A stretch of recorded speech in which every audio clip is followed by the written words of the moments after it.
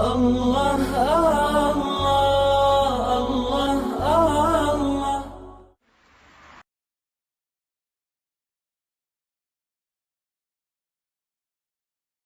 آج کے اس دور میں عمومی دعوت، یہ دعوت و تبلیغ کے نام سے کام شروع ہے۔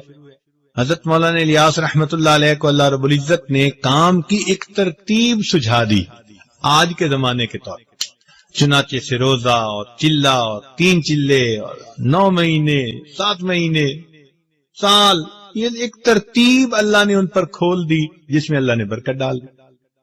چنانچہ آج عمومی دعوت کا کام اس طرح سے ہو رہا ہے امت کے اندر، لیکن دعوت کو اس میں محصور نہیں کر دینا چاہیے۔ بات سمجھ رہے ہیں؟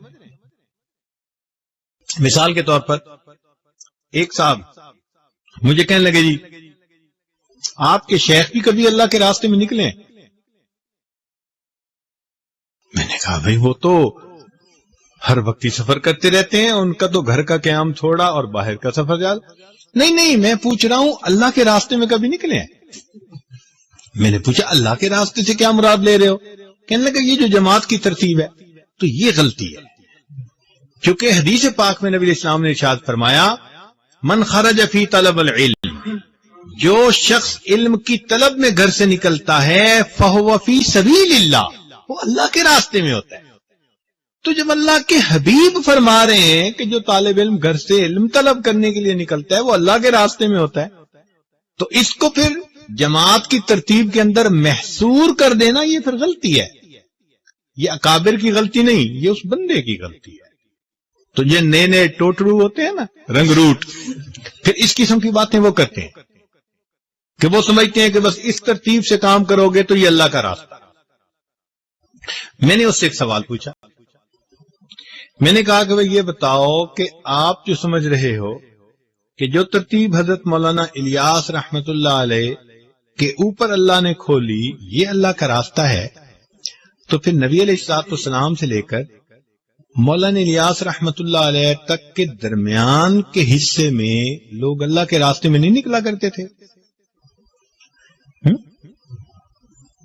بھئی نبی علیہ الصلوۃ والسلام سے لے کر حضرت مولانا الیاس رحمت اللہ کے کام کھلنے سے پہلے تک درمیان کی امت بھی تو دعوت کا کام کرتی رہی نا۔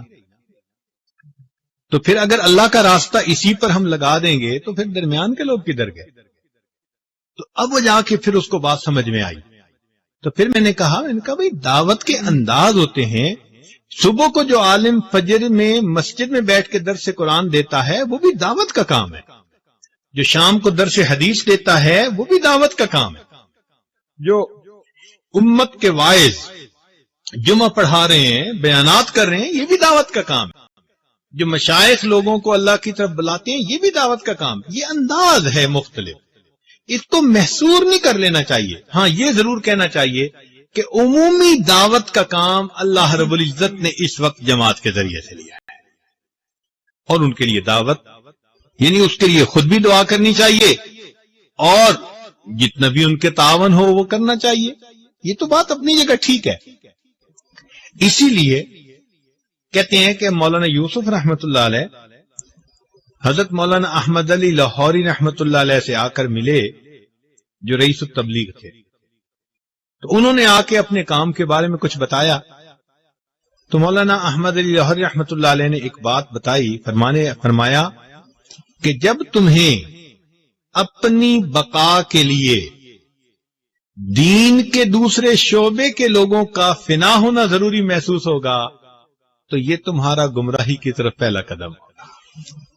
جب تمہیں اپنی بقا کے لیے دوسرے شعبوں میں کام کرنے والے لوگوں کا فنا ہونا ضروری، تو اس لیے یہ بھی ایک غلط فہمی ہے کہ انسان یہ سمجھے کہ بس صرف یہ ایک دین کا کام ہے، مدارس والے دین کا کام کر رہے ہیں، اور یہ ترتیب نبی علیہ السلام سے چلی، اصحاب صفہ سے چلی اور آج تک چل رہی ہے۔ تو اس لیے طلباء کے ذہن میں یہ بات کھلی ہونی چاہیے کہ دعوت کا کام اللہ کی طرف سے منصوص قرآن و حدیث میں بتا دیا گیا ہے، لیکن طریقہ کار اللہ نے امت کے لیے کھلا چھوڑ دیا ہے۔ ہاں یہ ہے کہ دعوت کا طریقہ نور نبوت سے ماخوذ ہونا چاہیے، انداز نبوت کے خلاف نہیں ہونا چاہیے.